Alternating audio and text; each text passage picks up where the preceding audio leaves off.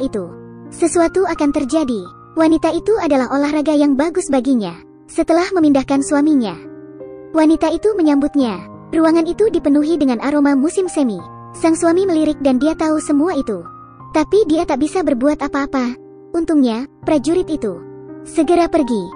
Bagaimanapun, sang suami tak berdaya. Ia menahan emosinya. Setelah prajurit itu pergi, wanita itu tidak hanya tidak berduka setelah penghinaan itu, namun juga menjelaskan kepada suaminya secara rinci tentang apa yang dia rasakan, apa yang terjadi sehingga dia tega memperlakukan suaminya sendiri seperti itu.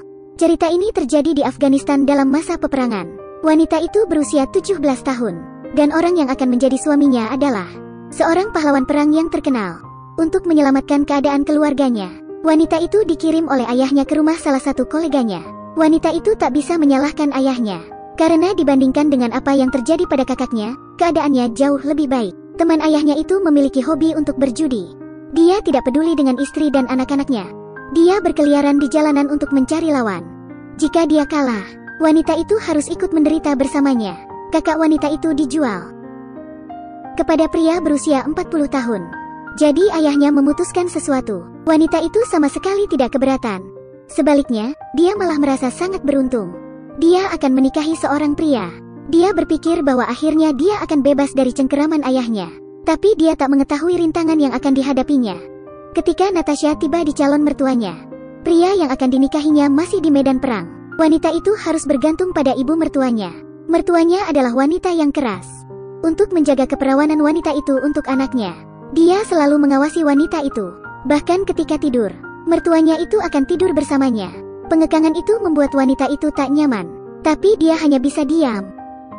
Namun ada sesuatu yang membuat wanita itu lebih tak nyaman. 3 saudara laki-laki dari calon suaminya memiliki fantasi dengan wanita itu. Calon kakak iparnya selalu mengintip. Setiap kali dia mandi, mereka akan mengintip melalui sebuah celah di pintu. Seringkali mereka bahkan terlibat dalam tindakan yang tak terbayangkan. Natasha tahu bahwa calon saudara iparnya itu selalu memperhatikannya. Tapi dia tidak berani bertindak. Dia harus berpura-pura tidak tahu apa-apa. Setiap hari, dia selalu menunggu calon suaminya pulang. Hari demi hari berlalu. Wanita itu telah berada di rumah mertuanya selama 6 bulan.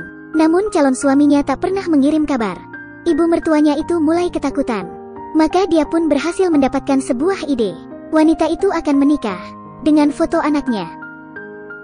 Di malam pernikahan, wanita itu hanya ditemani oleh sebuah foto. Kini wanita itu telah resmi menikah. Dia mulai membantu mertuanya dalam pekerjaan rumah tangga.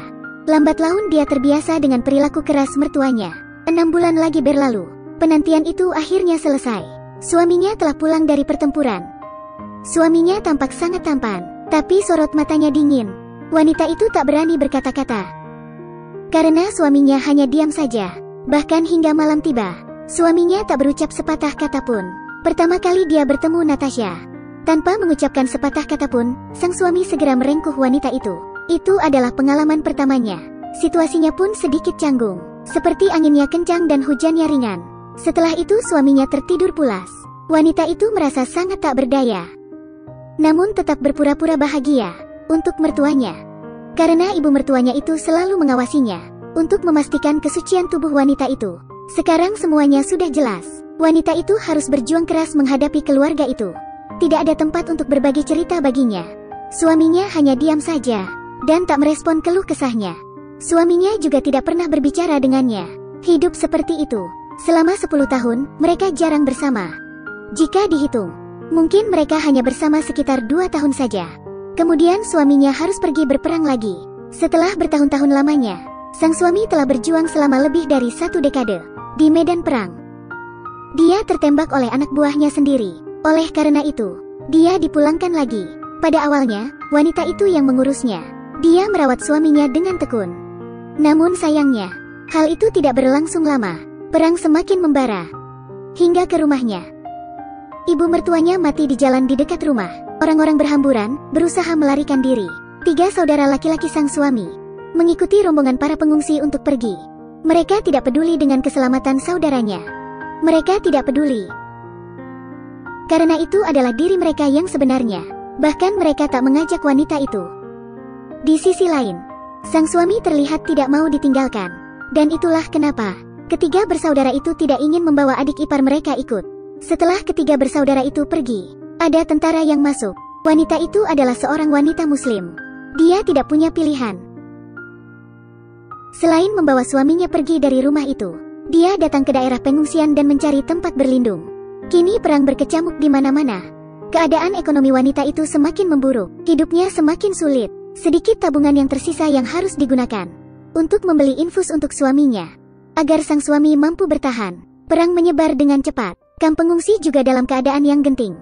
Hal tersebut membuat wanita itu semakin cemas. Namun wanita itu tetap tinggal. Dia menjalani hidupnya bersama suaminya yang hanya seperti setengah hidup. Dalam keadaan itu, dia mulai terlihat aneh. Entah kapan hal itu dimulai. Namun wanita itu terus tersenyum pada suaminya, sambil berbicara pada dirinya sendiri tentang setelah 10 tahun menikah, hari demi hari terus berlalu, dan dia selalu menemani sang suami. Setiap hari dia merawat suaminya yang tidak bisa bergerak itu.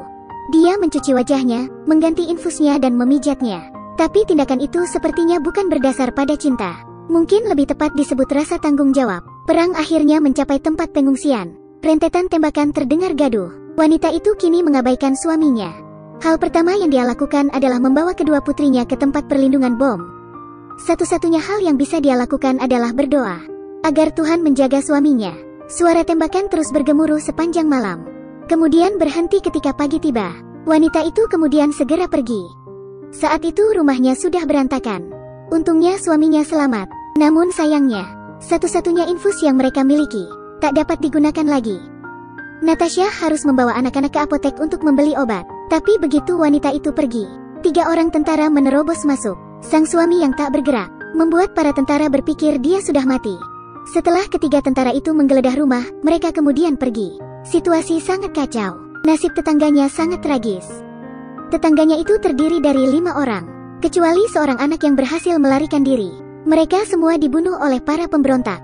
Ketika dalam perjalanan pulang, wanita itu melihat para tetangganya itu dalam kondisi yang mengerikan. Perasaannya sangat kacau. Ketakutan dan kecemasan kini melanda wanita itu. Dia merasa tempat itu bukanlah tempat yang aman untuk ditinggali. Kemudian wanita itu segera membawa anak-anaknya menemui bibinya.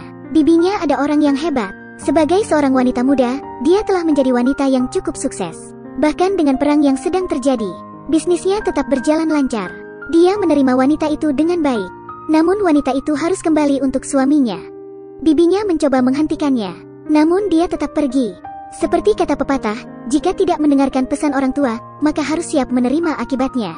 Ketika wanita itu baru saja tiba, 2 orang tentara memasuki rumahnya. Seorang tentara senior mengamati tubuh wanita itu dengan seksama. Lalu dia tersenyum tanpa niat jahat sedikitpun. Kemudian dia menyuruh prajurit muda itu untuk menjaga pintu. Saat sersan itu mendekat, wanita itu berkata dia adalah pelacur. Sersan itu menarik senyum cabulnya. Kemudian dia mulai meludahi dan mengutuk wanita itu. Wanita itu juga mengaku bahwa dia seorang muslim. Tentara itu percaya bahwa wanita muslim yang menjadi pelacur akan mengotori jiwanya. Akhirnya wanita itu berhasil lolos. Para tentara itu kemudian pergi. Wanita itu mengira dia aman. Namun tiba-tiba, prajurit muda itu kembali lagi. Dia sedikit gagap. Begitu dia memasuki pintu, dia memberitahu wanita itu bahwa dia ingin menghabiskan uangnya. Kemudian dia melemparkan uang dari sakunya. Dia menatap wanita dengan wajah tulus dan menunggu tanggapannya. Wanita itu menatap prajurit muda. Dia kemudian berpikir. Tatapan pemalu dan mata prajurit muda itu seperti suaminya. Kemudian mereka pergi. Keduanya setuju dengan satu pandangan. Wanita itu memindahkan suaminya.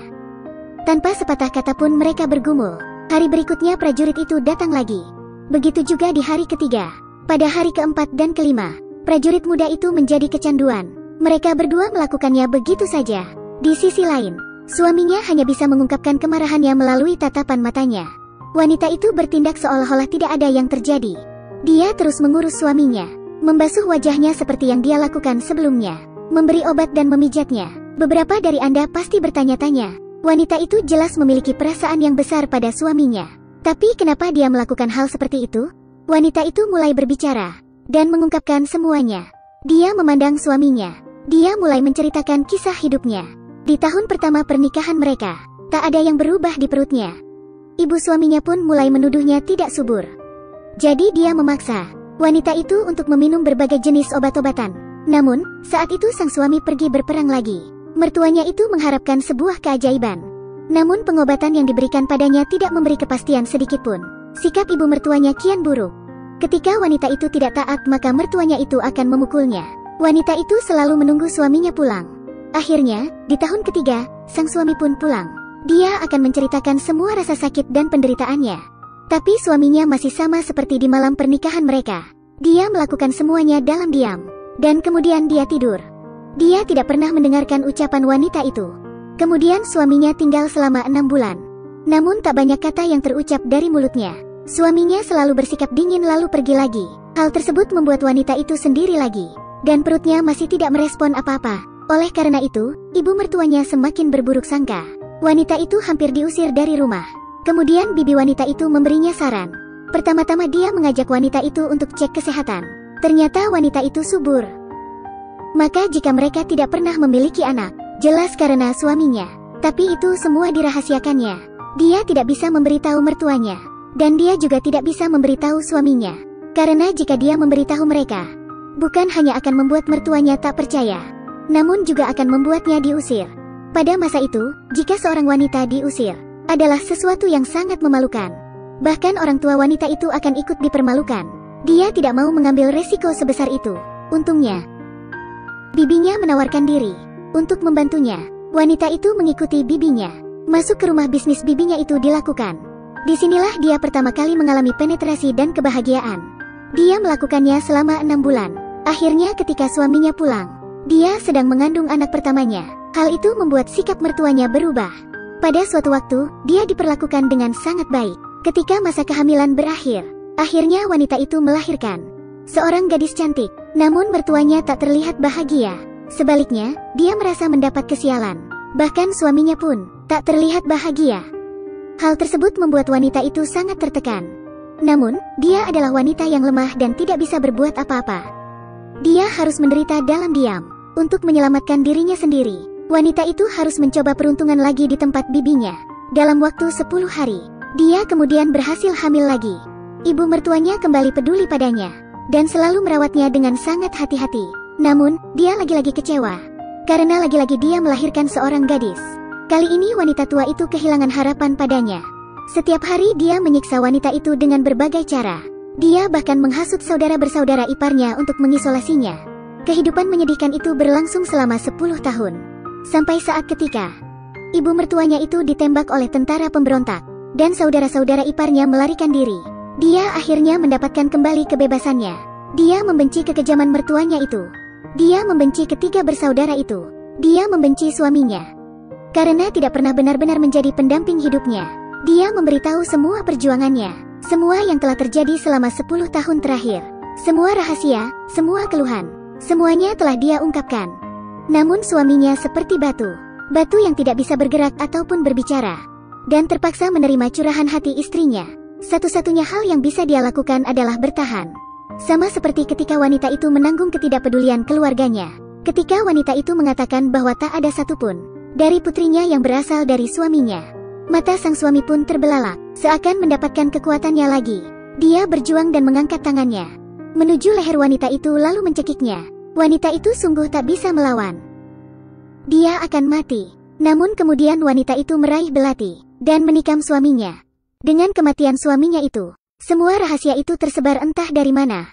Sang suami yang telah mati kini menjadi sebuah legenda. The Patience Stone, batu kesabaran, yang bisa menyerap rasa sakit. Di bawah tekanan, batu itu terbangun dan kemudian terdiam lagi. Dalam proses yang kejam dan absurd ini, wanita itu bebas. Dan batu itu akhirnya hancur.